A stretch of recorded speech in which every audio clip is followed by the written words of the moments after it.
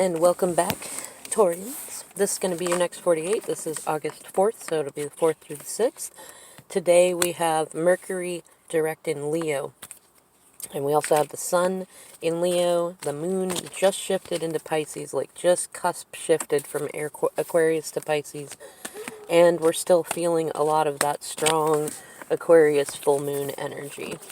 Let's see what's coming up for you in the next 48 hours, Taurus. Like I said, there aren't a whole lot of aspects going on for your sign, which can be good or bad. It's kind of a jello place at the moment where you're not quite solid and yet not quite unsolid. You're not liquid or vapor or anything, and you might be kind of feeling that like phase shift as things are going on. And the cards are really thinking about it today. Oh, alright, there we go. Oh. Let's make sure I didn't drop anything. Wow, okay. You got the Knight of Swords. And I'm just going to take that as a single one that pops out. This to me really exemplifies the Mercury and Leo energy coming up. It's very fast moving, it's very sharp, it's very sudden, and you might find that either you feel under attack or that that you feel like you need to attack, or you might get a lot of messages coming in your way that kind of make you feel like you're a bit trapped in a tornado of words and confusion, and it's a good chance for you to kind of relax into your Taurus energy, just that stability, pick some grass and chew on it for a little while. Don't feel like you have to be rushed just because someone else is rushing around you. And likewise, if you're feeling like rushing and getting something done, or you're feeling in fact, this I'm getting a strong pull on this. There's kind of a big spiritual battle, energetic battle going on. Some are calling it spiritual warfare. I don't know that I would necessarily say that, but I'll leave it to you to decide what you think on that. But this is kind of that ready for the battlefield, like bring your weapons to the battlefield kind of energy.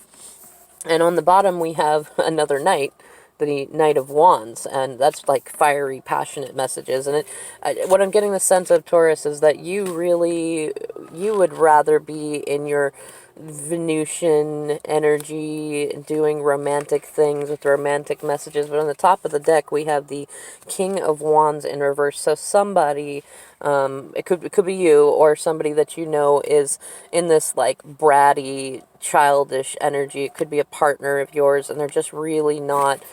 They're not hearing your messages, and so it's really turning into kind of debate and arguments. But it's also swift-moving energy, so remember that just because something doesn't come in as romantic and easy as you Tauruses know that it can be, does not necessarily mean that it's going to go to a bad place.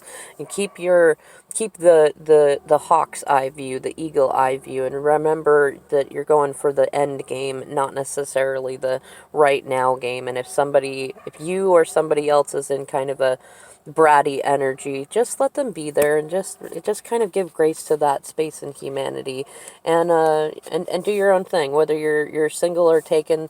In fact, what's funny is this is a very Taurus type card. It is very, you are sustaining yourself. You have your own emotional garden and financial garden, and even if you don't have everything the way that you want it, you have the energy of that, and that's just fine. So if you've got a little bit of a disconnect today between your head and your heart, it's okay. Just kind of sit and think about that stuff, and recognize that you don't have to take the cup of anybody that's trying to push you into doing something, into being emotional.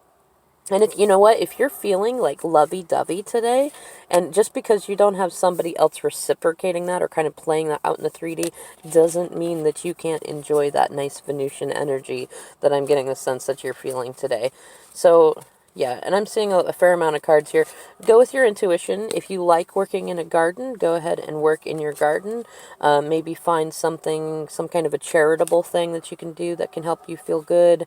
Don't worry too much about people that are cheating or plotting or planning things in the background. Just, just kind of look at recognize where you are already stable and where you're already in a really good emotional place. And if any towers pop in, as they are, recognize that that's a chance to rebuild. That's a death and rebirth sort of thing. And just stay in alignment with your inner being. Recognize that karma comes around for everybody, and that whatever might come in and slow you down right now, it's okay. Every slowdown is an opportunity to connect with your inner being, your divine femme, your divine masculine, whatever that is, and treat confusion sort of like when you see a mountain and it's covered in fog, you know that the mountain's top is still there. The fog is just covering it. Or when an eclipse comes, that doesn't mean that the moon has disappeared or the sun has disappeared. We just can't see them for a minute. So just go ahead and stay in that energy right now, Taurus, and just kind of embrace the absurdity of humanity, whether it's you feeling like rushing in towards things and charging the battlefield, or someone else who seems to be in that energy around you. If you'd like any personal readings, please let me know. I'm available at MadameThanatas@gmail.com.